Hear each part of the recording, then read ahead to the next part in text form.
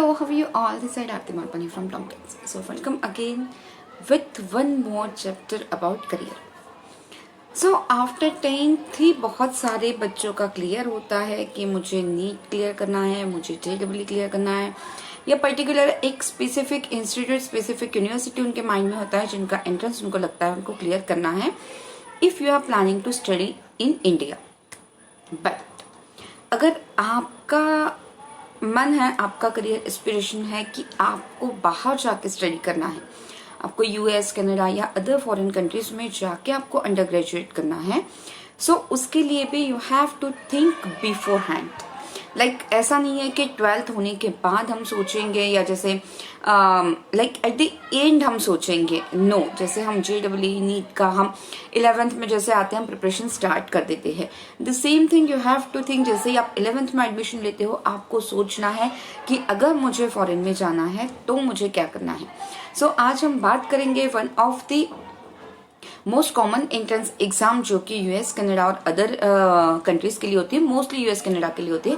That is SAT, that is scholastic assessment test.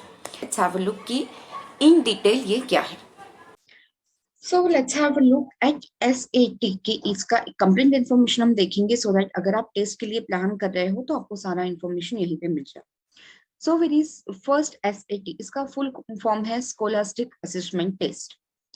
And ये it's nothing but कि एक standardise test format है जो कि कॉलेज बोर्ड की तरफ से लिया जाता है specifically for admission to undergraduate schools. आपको US, कनाडा या बाकी फॉरेन यूनिवर्सिटीज में, बट स्पेसिफिकली मेजरली है US अंडर ग्रेजुएट स्कूल्स के लिए होता है. अब ये क्यों है SAT, आपको क्यों लिखना है SAT? ये इसलिए डेवलप किया गया है ताकि आपके रिटर्न और वर्बल इंग्लिश स्किल्स कैसे, आपके मैथमेटिकल स्किल्स कैसे है, ये बोर्ड को पता करना होता है कि आप कितने एलिजिबल हो पर्टिकुलर पॉइंट पे, सो दैट आप अंडर ग्रेजुएट एडमिशन के लिए एलिजिबल हो या नहीं हो.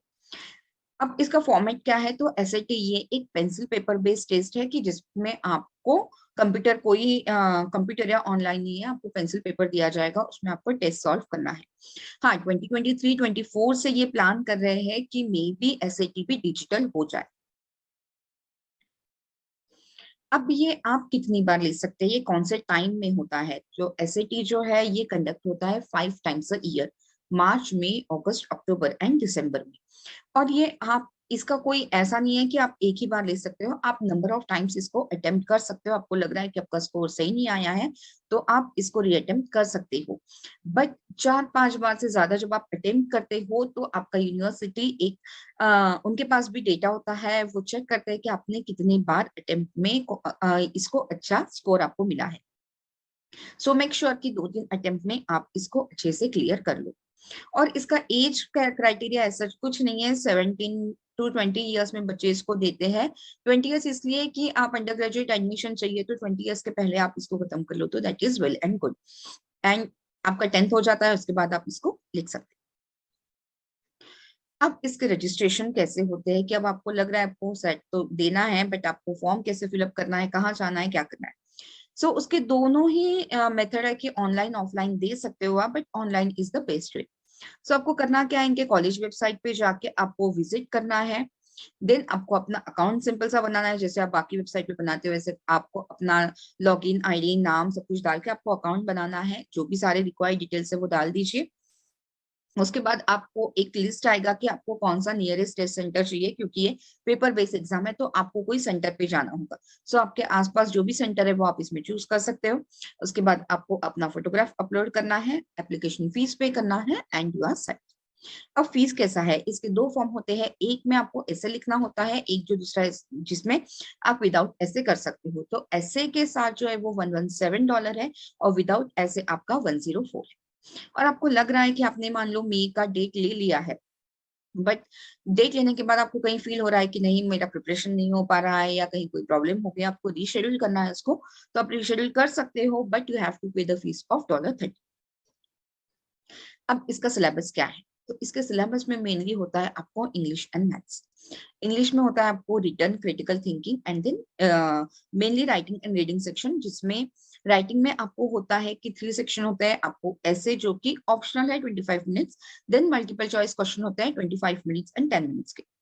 देन रीडिंग में आपको होता है क्रिटिकल रीडिंग सेक्शन, जहां पे आपको एक रीडिंग कॉम्प्रिहेंशन, एक पैराग्राफ रीड करना है और क्वेश्चन को आंसर करना है। देन सेंटेंस कंप्लीशन होता है and paragraph length critical thinking, again एक लेंथी पैराग्राफ होता है, उसको आपको रीड करके क्वेश्चन सॉल्व करना है। तो ये 25 25 एंड 20 मिनट्स का होता है। देन मैथ्स सेक्शन, मैथ्स में आपको अलजेब्रा और फंक्शंस होता है, ज्योमेट्री होता है 20 मिनट्स का, and probability and data. And maths में अगेन आपको होता है with calculator and without calculator. And one important thing, इसकी एसएटी एग्जाम में कहीं भी नेगेटिव मार्किंग नहीं है। अब इसका पैटर्न जो है वो कैसा होता है, तो इसमें जैसे कि मैंने बताया, पहले ही हमने बोला कि मैथ्स रीडिंग एंड राइटिंग होता है। तो ये है कि 50 ऑप्शनल 50 मिनट्स ऐसे आपको जो लिखना है या नहीं लिखना है, एंड टोटल ड्यूरेशन आपका हो जाता है फिर 3 आवर्स अगर आप ऐसे लेते हो, एंड 3 आवर्स 50 मिनट्स, सॉरी अगर ऐसे लेते हो तो 3 आवर्स 50 मिनट्स, एंड विदाउट ऐसे 3 आवर्स। सो इसके सेक्शन है evidence based reading and writing, जिसके स्कोर 200 to 800, मैथमेटिक्स एंड ऐसे। सब सेक्शन में reading test, writing and language test, maths with calculator, maths without calculator, and यहाँ पे नंबर ऑफ क्वेश्चंस। तो टोटल नंबर ऑफ क्वेश्चंस आपको जो अटेम्प्ट करने हैं वो है 155 अगर ऐसे है तो, एंड 154 विदाउट ऐसे। अब स्कोर्स इसके होते हैं, जो इंग्लिश के लिए भी होता है वो 800 है, एंड मैथ्स के लिए भी 800 है।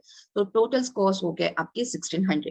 अब आपके अच्छे स्कोर किसको बोलेंगे, अच्छे स्कोर मोस्टली होते हैं 1000 प्लस, सो दैट आपको एक अच्छे कॉलेज में एडमिशन मिले। 1500 प्लस आते हैं तो आपको टॉप जो कॉलेजेस है जैसे MIT है और बाकी जो अच्छे कॉलेजेस है वहां एडमिशन मिल सकता है। बाकी अगर स्टेट में आपको एडमिशन लेना है तो आपको 1000-1200 स्कोर भी काम कर सकते हैं।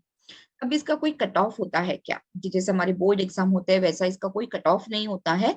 ये डिपेंड करता है फिर आपके स्कोर्स पे कि आपको कौन सा कॉलेज मिलेगा उस पे, एज सच कट ऑफ नहीं होता है।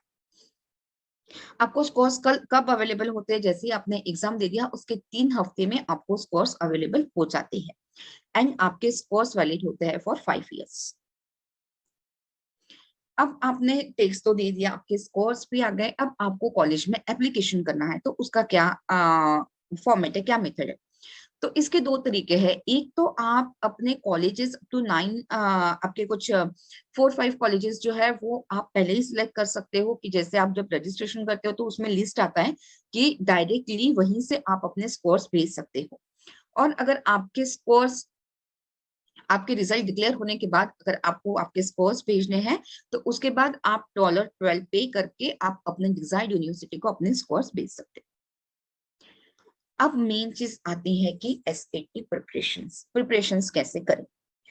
अब बीइंग इंडियन स्टूडेंट हमको ये होता है कि हमारा क्योंकि मदर टंग इंग्लिश नहीं है तो कहीं ना कहीं हमको दिक्कत होती है, बट डेडिकेशन और अगर हमने सोच लिया तो हम सब कुछ कर सकते हैं। सो अगर आप एक सीबीएसई या आईसीएसई बोर्ड में पढ़ रहे हो तो इट्स इजी, अगर आप फुल ऑन डेडिकेशन से करो तो इजी है, बहुत ज्यादा डिफिकल्ट नहीं है। बट आपको एक शेड्यूल बना के चलना होगा, और इसका ऐसा है कि आप सेल्फ स्टडी भी कर सकते हो और बहुत सारे कोचिंग सेंटर्स भी अवेलेबल है एसएटी के प्रिपरेशन के लिए। बट अगर मैं एक रफली बात करूं तो आपको 3 से 6 महीने के टाइम में आपको देना होगा ताकि आप इसको प्रिपरेशन कर सको। अगर आप मान लो ये चलते हो कि आप 10 घंटे हर वीक में पढ़ते हो, 10 से 12 घंटे, तो आप 2 या 3 महीने में आसानी से इसको कर सकते हो। बट आप अगर थोड़ा लॉन्ग प्लान कर रहे हो, सो आप इसको आप 6 मंथ्स लेना चाहते हो तो आपको प्रिपरेशन थोड़े अर्ली स्टार्ट करनी होगी। सो आप कब सोचोगे इसका, अब ये जैसे होता है कि मार्च से स्टार्ट होता है और आपके 10th के एग्जाम्स खत्म हो गए, आप 11th में एडमिशन ले रहे, उसी टाइम आप इसके बारे में सोचो, और तभी बेस्ट टाइम है कि आप इसको सितंबर अक्टूबर में फिनिश करो। बिकॉज 11th के सितंबर अक्टूबर में जब आप इसको लेते हो तो क्या होता है ना कि अगर आपके स्कोर्स अच्छे नहीं आए तो आपको अगेन आगे के स्लॉट है, और अगर आपके उसमें स्कोर्स अच्छे आ गए जो 12th है तो आपका फुल ऑन एप्लीकेशन के लिए आप तब फ्री हो जाते हो। अगर अब आप इसमें कोचिंग लेते हो तो कोचिंग का क्या बेनिफिट है, तो कोचिंग में होता है कि एक पर्सनलाइज प्रिपरेशन आपको मिलता है, एक प्रॉपर उनका बेस रहता है, एक एक फॉर्मेट रहता है लर्निंग का, तो उसी के थ्रू आपको लर्निंग मिलती है। देन उनका स्ट्रॉन्ग फोकस होता है कंसेप्ट पे, क्योंकि ईयर्स टुगेदर वो काम करते हैं बच्चों के साथ, एग्जाम्स उनको पता है, तो क्या कंसेप्ट आपके क्लियर होने चाहिए वो आपको बताते हैं। साथ में एक्सपीरियंस फैकल्टी होता है और आपके टाइमिंग के हिसाब से, तो ये कोचिंग अगर आप करते हो तो ये फायदे आपको मिलते हैं। देन अब इसके अलावा भी बहुत सारे बुक्स और बहुत सारे वेबसाइट्स अवेलेबल है कि जहाँ पे आप अपना सेल्फ प्रिपरेशन कर सकते हो।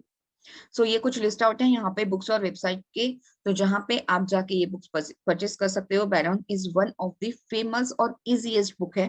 Then Khan Academy, Prep Scholar, E Prep, बहुत सारी वेबसाइट्स है जहाँ पे आप जाके देख सकते हो कि कैसे प्रिपरेशन करने हैं। इसके अलावा बहुत सारे ऐप भी है। बट अब ये तो हो गया बुक्स और सब कुछ, बट क्या स्ट्रेटेजी आपने सोचनी चाहिए जब आप इसका प्रिपरेशन कर रहे हो। तो सबसे पहले है कि आपको अपने स्किल्स आइडेंटिफाई करने हैं। स्किल्स आइडेंटिफाई करने के पहले, करने के लिए आपको क्या करना है ना कि एक फुल लेंथ मॉक टेस्ट आपको अवेलेबल होता है साइट पे भी। सो वो आपको स्टार्ट में ही एक बार अटेम्प्ट करना है, सो दैट आपको आपका स्ट्रेंथ वीकनेस पता चलते हैं और उसके हिसाब से आप आगे प्लान कर सकते हो। कि आपको लग रहा है कि मुझे नहीं, रीडिंग में उतना प्रॉब्लम नहीं हो रहा है, मुझे राइटिंग में ज्यादा इश्यू है, आप उसका पर्टिकुलर उस पर ज्यादा फोकस कर सकते हो। या आपको लग रहा है कि अलजेब्रा में, फंक्शंस में मुझे कहीं ना कहीं दिक्कत हो रही है, तो आप उस पर ज्यादा फोकस कर सकते हो। और आपको लग रहा है कि मुझे सब पे ही काम करना है, तो आप एडवांस में आपका अपना प्रिपरेशन प्लान कर सकते हो।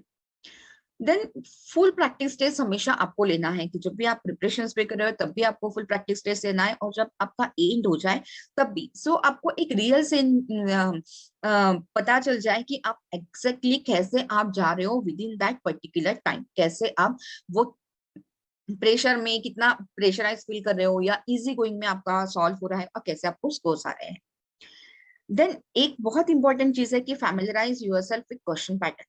ये जो एसएटी के क्वेश्चन पैटर्न है वो सेम है बिल्कुल, सारे इंस्ट्रक्शंस जो भी आप जैसे भी मॉक टेस्ट में सॉल्व करते हो वैसे ही एक्चुअल में आते हैं। जो भी उनके इंस्ट्रक्शंस है और बाकी सारी चीजें वो आप पहले ही एकदम थरो हो जाएंगे, तो आपको एट द एग्जाम हॉल में वो सब पढ़ने की जरूरत नहीं पड़ेगी। आपका टाइम सेव होगा and you can directly start with your preparation. Then study outside the box. अब ऐसा है ना कि study outside the box means कि बाकी चीजें भी आप सोचते रहो। जो एक स्किल बिल्डिंग हमारा होता है, जो लाइफ स्किल्स, वो हमेशा हमको काम आते हैं। आप जहां भी, अगर आप कोई इंग्लिश न्यूज़पेपर पढ़ रहे हो या एक कोई आर्टिकल पढ़ रहे हो, तो उसको ऐसे के बेस में कन्वर्ट करने की सोचिए। उसको सोचिए कि उसमें कैसे क्वेश्चंस आ सकते हैं, सो दैट जब आप ऑलवेज जो भी आप करते हो उसमें ये चीजें अप्लाई करोगे, उसमें अपना एग्जाम पैटर्न ढूंढोगे, तो आपके लिए बहुत ज्यादा इजी हो जाएगा। और टेस्ट के पहले तो आपको अच्छे से नींद लेनी है, बिल्कुल आपको रिलैक्स होना है, और उसके बाद आपको अटेम्प्ट करना है। ये सारी चीजें हैं कि आप इस तरह से अपना प्रिपरेशन कर सकते हो। और उसके अलावा, क्योंकि जैसे मैंने बोला कि इंग्लिश हमारा थोड़ा सा हमको प्रॉब्लम होता है, बिकॉज हमारा वोकेबलरी ऐसा नहीं होता है, क्योंकि हमारा मदर लैंग्वेज नहीं है, वो फ्रेजेस हम इतने आसानी से यूज नहीं कर पाते हैं। जब भी आप प्रिपरेशन के लिए प्लान करो तो ऑलवेज ट्राई कि आप इंग्लिश में बात करो, ज्यादा इंग्लिश एक्सेंट सुनो। आप जो भी यूएस वाले चैनल्स है उसको आप देखो इंग्लिश न्यूज़पेपर पढ़ो आप, सो दैट आपको थोड़ा सा इजी हो जाएगा। This is all about the SAT. इसके अलावा अगर आपको कोई क्वेश्चन है तो you can write to me. Thank you so much.